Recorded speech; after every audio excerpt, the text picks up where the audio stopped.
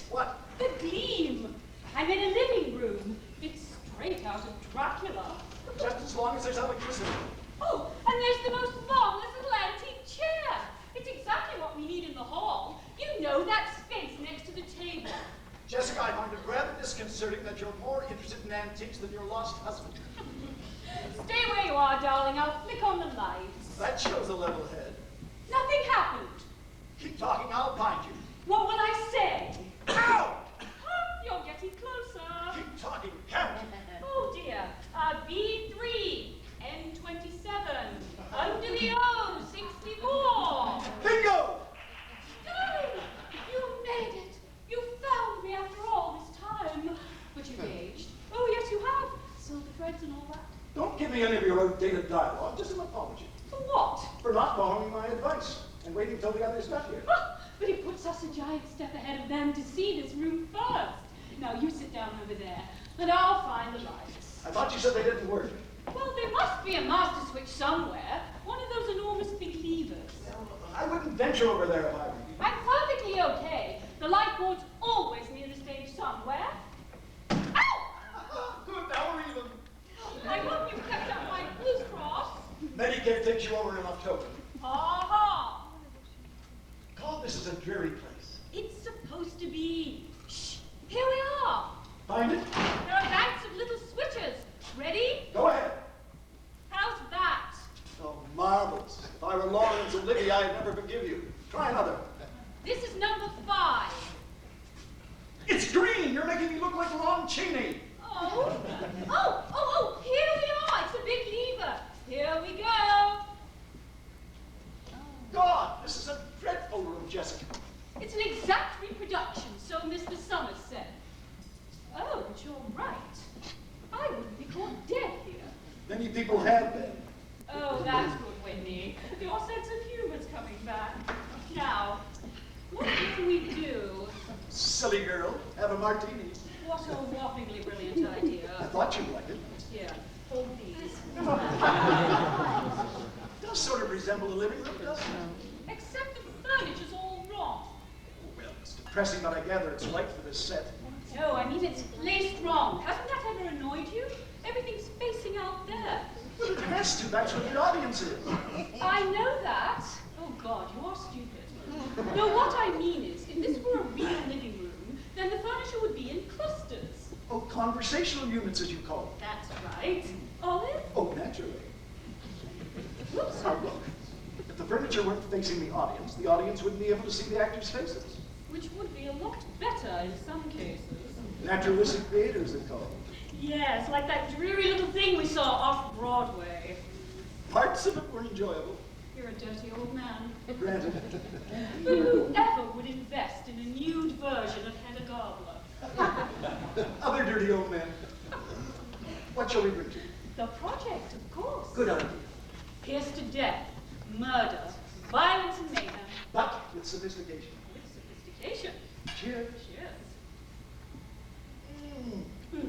Oh, now everything's right with the world. Whitney! What? Don't do that. Oh, sorry, darling. But I suddenly thought of something chaotic. What happens if we don't like the others? One can't like everyone.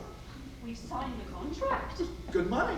Oh, you always have exactly the right phrase at the right time. Look, even if we despise the others, it'll be good to get back working together again.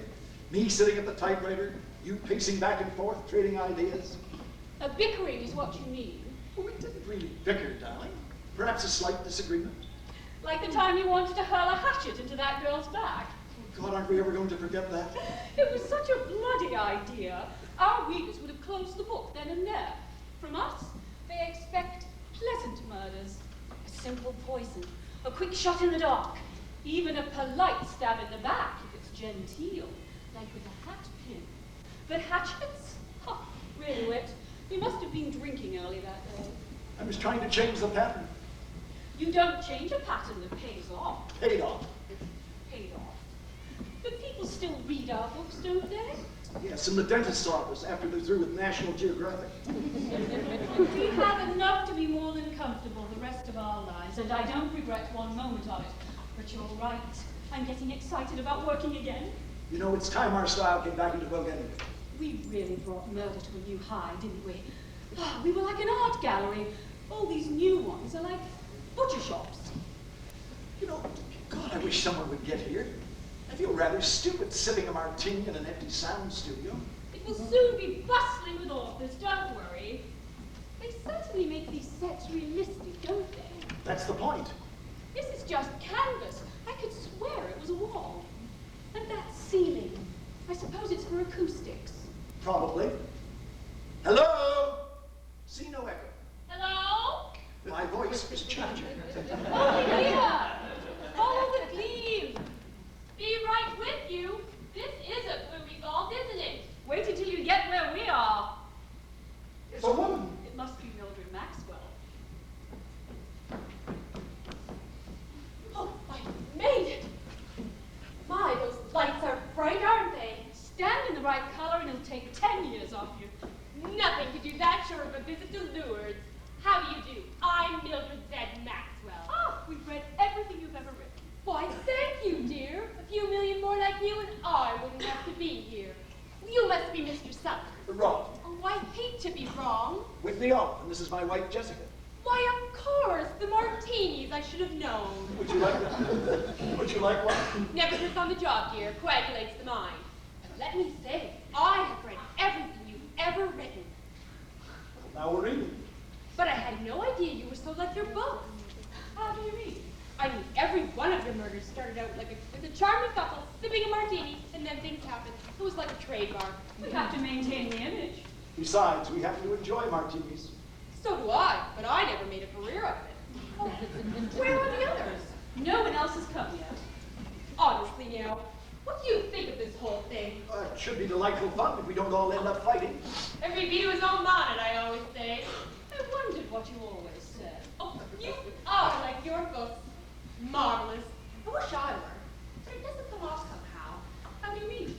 Well, my characters are so thoroughly organized, and my plots so spectacularly logical. But in reality, I have trouble balancing my checkbook. Never think from my stories, would you? Certainly not. Those murders were brilliantly plotted. They're like a geometry problem. Many's the time I've said to Jess we could use more of your ingenuity. And many's the time I wish for your fond of Claire with your vein. Oh, Whitney, this collaboration is going to be perfect. We're getting along like a house afire already. Mutual respect. That's what all authors should have. It's especially mystery authors who are dated. Nonsense. We're not dated. Your stories are as alive and as thrilling as ever. But we only hinted at sex, and we avoided violence whenever possible. Mine are timeless. The usual murder, interfering detective, and then help everyone in a room and give them the answer. That's the basis of all murder books. No, not anymore, I'm afraid. Take our characters, for instance. Rich, sophisticated, always on the 400. But what do you read about today? Pick up any murder mystery, and every girl in it has bosoms like watermelons and rich, creamy thighs. I never wrote a girl like that. He may have thought it, but he never wrote it. We'll get back, my dears. Just hang on to your typewriters. Even the sexy CIA agent with all his super weapons is out. I bet Brad Benedict hasn't sold 1,000 copies of his latest. I get my royalty statement next month, but I think you may be right. Oh, there I go again, putting my foot in it right up to my knee. It's okay. It's How good. do you do? I know who you are. Well, both of you. Why, you're the Olives. I always loved that name. It goes so well with martinis. And Miss Maxwell. A pleasure. And you're Bradley Benedict, the author who brought the transistor radio to the pencil and the camera to the cigarette lighter. It was good while it lasted. We were just complimenting each other on our murders. Would you care to join in? Am I expected to compliment my idols? Oh, I like that. Without you stalwarts of the murder mystery, why I never would have had my short-lived career. Why learn everything? That's a nice speech, young man. Why don't you sit down and join? And have a martini. My pleasure. Jess, Just a handful. Us? don't underestimate my wife. Jess, a glass. I always carry a spare for guests. Jason Summers isn't here yet? No, just the three of us. But one thing we've already decided, they may expect it, but we're not going to fight. We're going to collaborate peacefully and make a fortune. I'm all for that. But just to clear the air, dear, there is something about you I hate. It's not the modern style you use.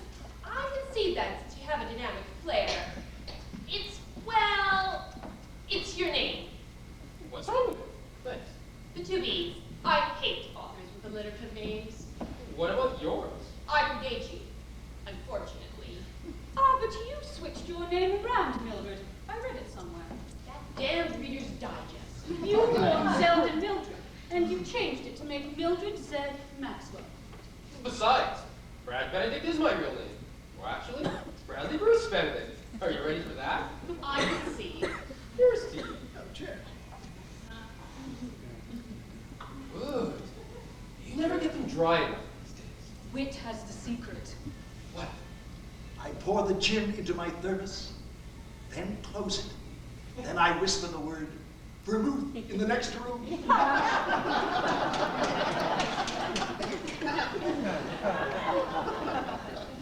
This is quite a rotten old room, isn't it? My agent says it's an exact replica of the one on the island. We're going to shoot the script here. After we write it. Oh, I do hope we work quickly. I hate to belabor murder. Oh, I once did one of my most successful books, The Golden Mummy Case, in 6 days. You must have worked non-stop. No, I had hives and I couldn't sleep. There's no reason why we can't pop this thing out in a few days. I gather they want a little of each of us in the story, so it will appeal to everyone. Some producer's smart idea. My dears, we'll show them we're not through yet. Show who? I think we're being stood up. If somebody's bound to come soon, only Summers and Duckton left. Say, whatever happened to Rodney Duckton? That sounds like a movie title, doesn't it? Whatever happened to Rodney Duckton? No, really, I thought he was dead. Oh, I'm sure he's not. I read the obituary page every morning. It's a sign of age. Now, there's one author who really switched styles. After he gave up those horror movie things, suddenly in the 30s he came up with Jack Love. And made a mint with all those hard-hitting private eye stories. Probably retired for an island off the Caribbean. I hope he has a better house than this one. The real this one, you mean? She is getting pretty. One thing I'll say about Duckman's books, though, he always had a good shock element in them. Kept the readers awake. You never knew when you were going to come upon. Surprise! I didn't mean to scare you. I just wanted to make an entrance, so I came around this way. Miss Maxwell, this is indeed a pleasure.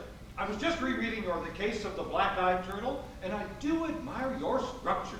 Oh, I wish someone admired my structure. I do. Mr. Duckton, after all these years we finally meet. With me on, my wife Jessica. I am a tremendous fan of yours. Tremendous. Thank you. Miss Maxwell, you seem to know. Oh, yes. I kept that cover story in time about her. Of course, that was 20 years ago, and she's changed somewhat.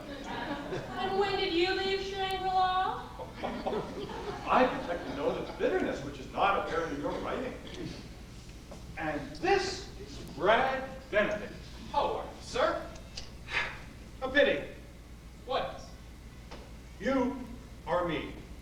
Younger, of course. You took what I wrote in the 30s, added a few transistors, undressed a few women, and got astoundingly good royalties for a while. That time was a few years ago. So we're all going to work together. Now, I must say, I'm looking forward to it. Trading ideas, plots. When do we start? As soon as Mr. Summers gets here. We've been sitting so long on this set, the tide is running low in my martini thermos. It's an intriguing room, isn't it? Dreary, I call it. Oh, what I could have done with this in my horror days. A sliding panel here. A broken hand there. A beautiful girl seated at the desk. Footsteps coming down the corridor. She turns, screams! Oh, that doesn't scare anyone anymore. Pity. Your Jack Club would have hit the monster over the head, but it is fun. Oh, another era. Jack Club. Warner Brothers made a good thing out of him. But who and what are current now? Nothing. That's why we're all here. What do we do now? Oh, if anyone else says that, I should call a cab and go home. Good evening, everyone. I'm Jason Summers, the man who contacted your respected agents. How do you do? We've been waiting for you. I purposely came a little late to let you all get acquainted. Clever idea, don't you think? Actually, the vice president in charge of you show suggested it. I can't take all the credit, now can I? Why not? They find out jealous of you. Shall we get started? Good evening, ladies and gentlemen. Welcome to WMT Studios. Who's he talking to? I don't know. It is our pleasure to invite you to join us for this short experimental evening in crime. Well, he's not speaking to us. Down through the ages, murder and mayhem have fascinated each and every one of us. Maybe he's psychotic. So tonight, we brought together the outstanding mystery writers of their time. Mr. Summers. It is our idea, Mr. Summers. Excuse me. Yes, Mr. Doctor? We're all wondering one thing. What? Who the are you talking to? To the audience, of course. What audience? Out there.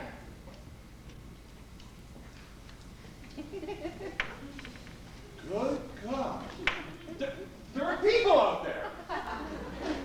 Lots of them. My God! And I look afraid. Mr. Summers, what is the meaning of this? Is this some sort of joke? Didn't your agent tell you there'd be an audience? No. If I'd have known, I'd have worn black tie.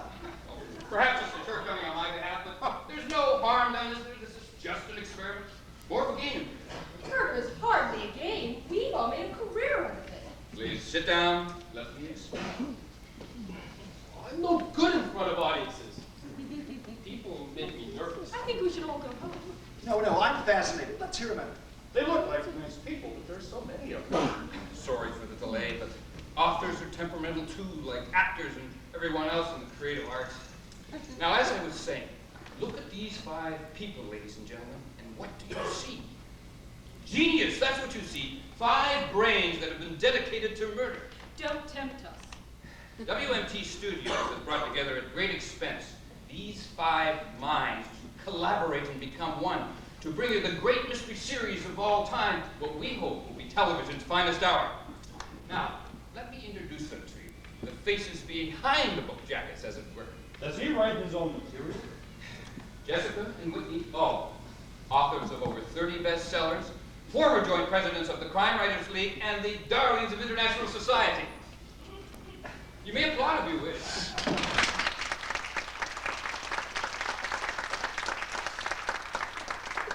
Thank you. I can't tell you how I feel being here. Thank you. Mildred Z. Maxwell, specialist in the surprise ending, the woman that has kept us up late at night waiting for the final pages of her latest mystery.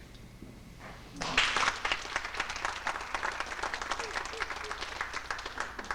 constantly thinking of new ways to kill people. Brad Benedict, the man who modernized the spy. His heroes performed with no holds barred, whether it's with the enemy or a beautiful woman.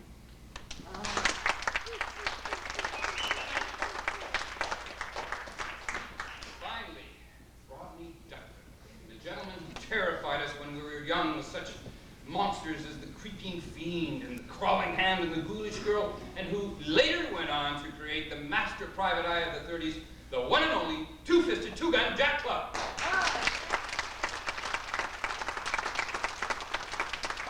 Thank you. Nothing really, just an extension of myself. Oh, do sit down.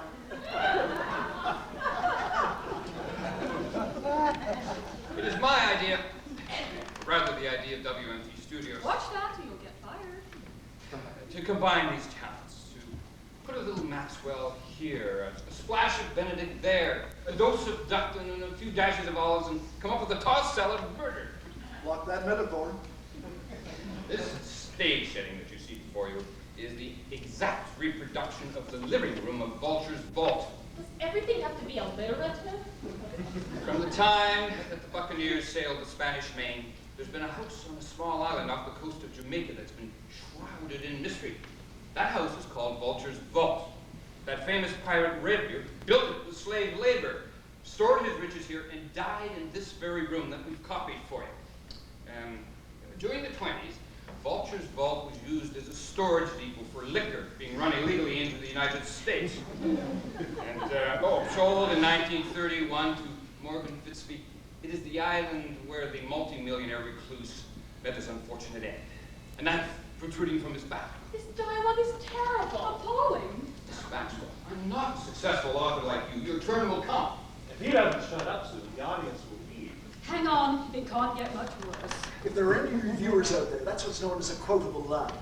As you can see, we're all very informal at this gathering. Tonight, our authors will get acquainted with one another and their working methods. It'll be just a little fun. I hate games. I'd rather fancy myself a cribbage. Mr. Duck. Sorry. Immediately following the show, our 5 authors will be flown to the Caribbean, where tomorrow they will be traveling by small boat to Vulture's Vault. There, ladies and gentlemen, they will create stories of suspense, intrigue, and murder, a series rivaled by none other in the history of television. Oh dear, I rather expected a little applause there.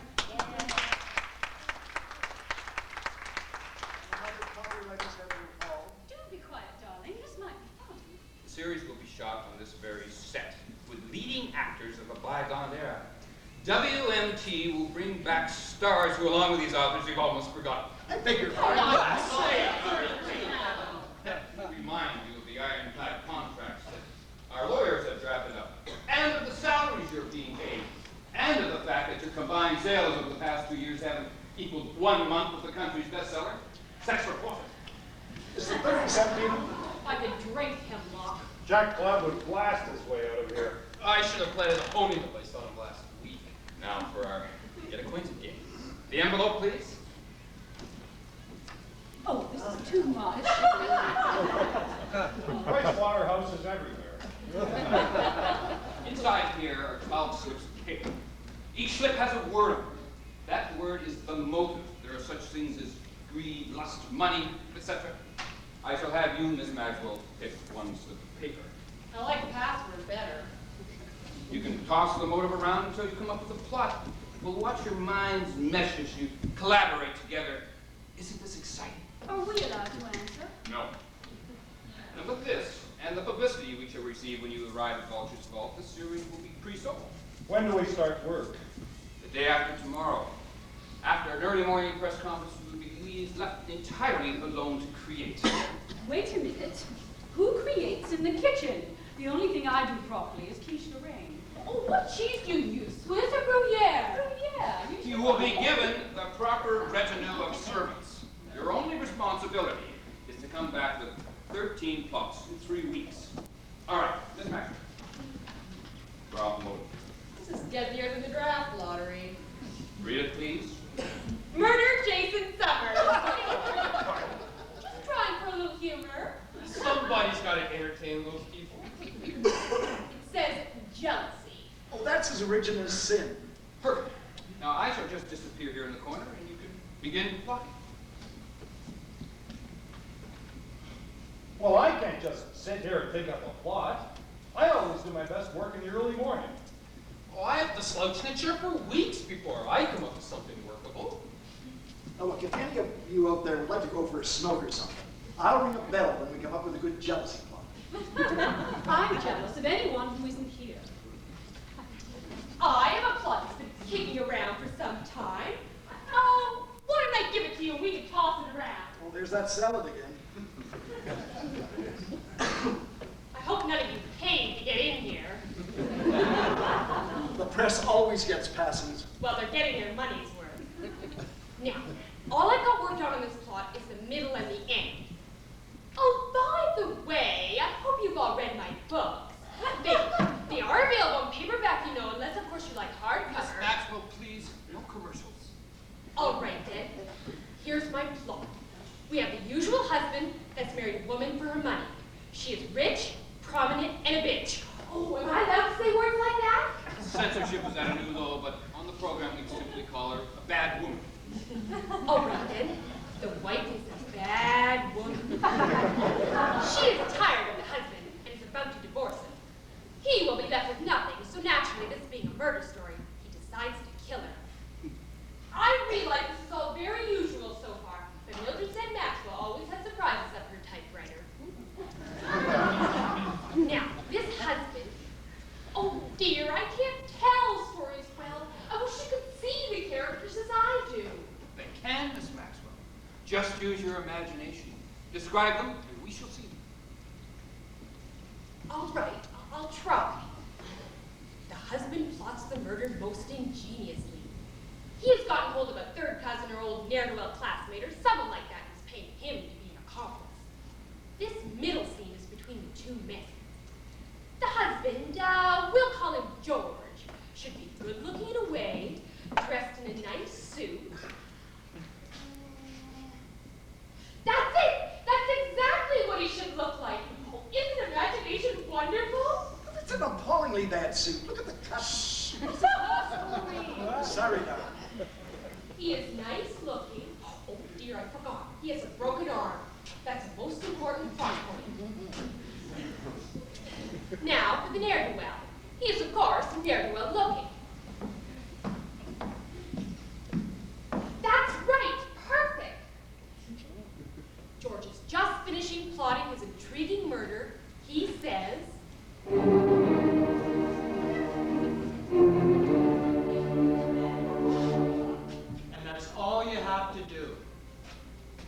here's your plane ticket to Chicago, made out in my name. You sure nothing can go wrong? I've worked out even the smallest detail. I haven't yet, but I shall. You will wear a cast and a sling. That will make you immediately identifiable. Get on the 11 o'clock plane, slouch down in your seat, and pretend to sleep all the way.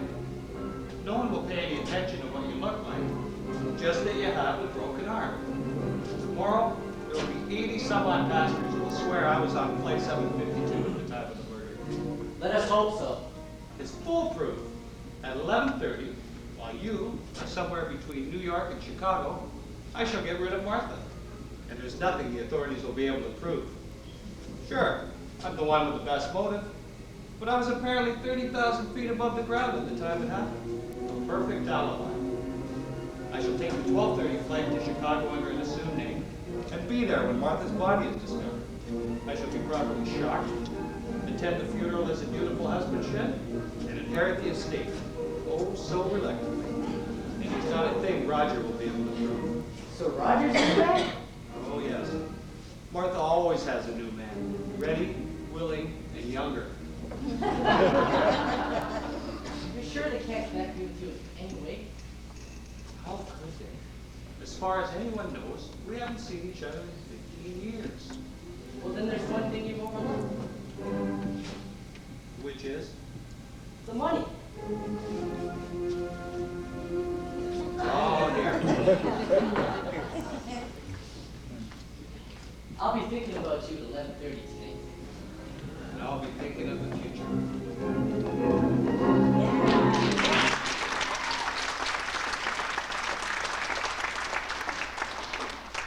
As I said, I also worked out the climax at 11:30 that night. Martha, the wife, is at home.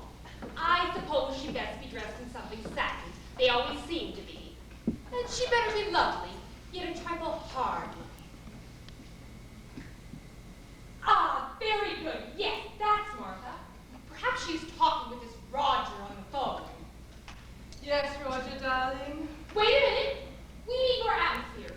A radio. Soft music to counterpoint the scene you know is coming. May I have a radio, please? Anything you wish. Radio? What service?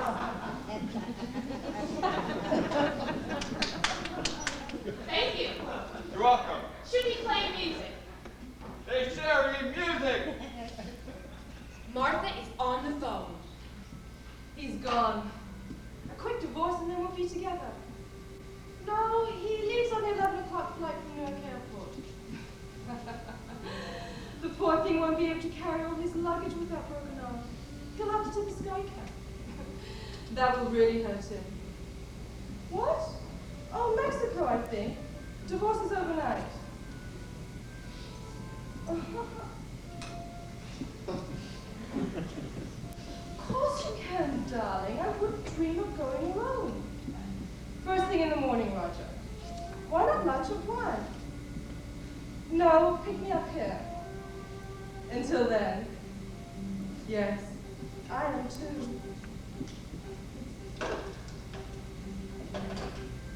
Hello? Is someone there? Who is it?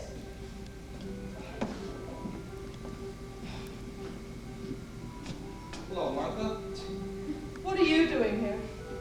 Did you get drunk and miss the plane? Not at all. I've never been more sober in my life. You know, I don't think I've ever seen you sober. Well, take a good look.